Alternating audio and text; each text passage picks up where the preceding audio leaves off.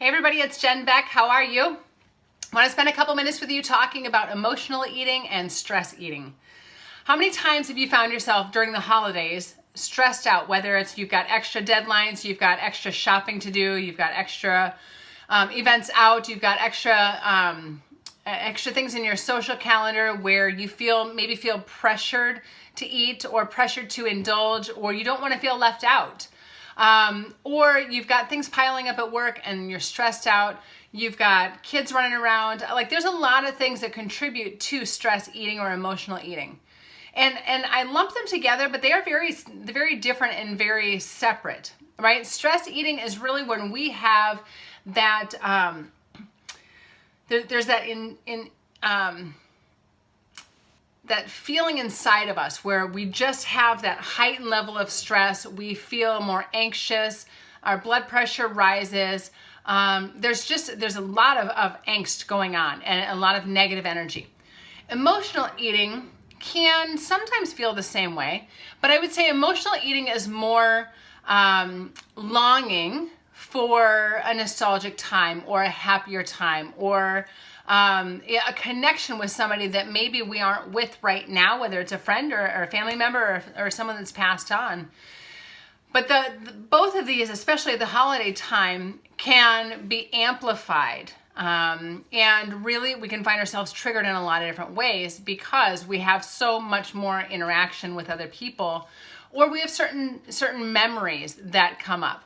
So it's important that we are aware that these are the culprits that are lurking around when we're trying to make healthier choices and we're trying to lose weight or improve our health. And they can really sabotage us or sidetrack us. So one of the best ways that I have found to deal with both emotional eating and stress eating is mindful eating, which means that we pause before we put something in our mouth. Now, not necessarily before every bite, but before we choose what we're going to eat. So you may be walking into a party and you're like, okay, so what do I actually need right now? What's going to make me feel my best, physically and emotionally? We may only be thinking about the emotionally in that scenario, but when we can focus on what's going to make us feel better physically, that will naturally help us feel better mentally as well. Right? Our gut is our second brain. So if we don't take care of our gut, we have inflammation in our gut, we actually are decreasing the amount of serotonin, the feel-good hormones that our body can create, because 95% of our serotonin is created in our gut. So when you're looking at the holidays this year, really focus on what you're going to eat and is it going to serve you. Now, a big piece of chocolate cake or a plate full of Christmas cookies might serve you in the minute. It might make you feel more connected to your grandma that used to bake cookies with. And these are her favorite cookies that you used to bake with her, and you want to feel connected with grandma during this time of year. Can you get away with 1 or 2 cookies versus the plate full? You know, an interesting fact is that our taste buds are really saturated after about 3 bites. So we don't enjoy that food more because we ate more. We're satisfied, taste bud wise at least, with those first 3 bites. The rest of it is just extra to fill our stomach. Okay, so during the holidays, really think about, like, is what I'm going to eat right now, is it going to serve me short term and long term?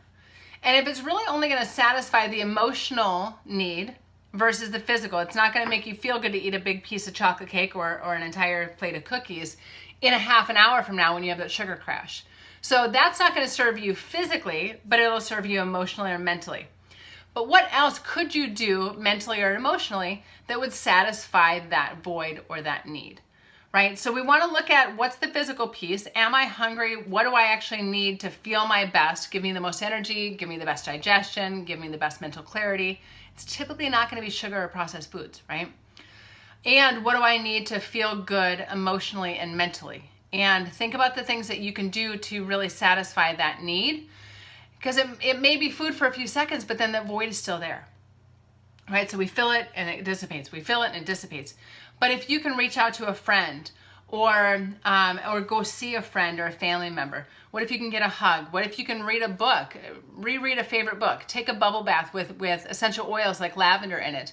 What can you do that's really going to take care of your heart and your soul and nourish you? because food will fill it for a few minutes, but it won't last. So really this holiday season especially, I would encourage you to pause and ask yourself, am I actually hungry? Do I need food? And if so, what's going to make me feel my best? And then am I upset? Am I lonely? Am I missing something? Am I bored? What's going on emotionally and mentally that I can find a different solution for? So I hope this was helpful. Hope you guys have a happy holiday season. Know that these tips can last throughout the year and will benefit you each and every day when we pause and we eat mindfully, thinking about what I'm going to eat, how is it going to make me feel physically, as well as is it really what I need mentally and emotionally, or is there something else that would be a better fit? So thanks for tuning in. We'll talk to you soon.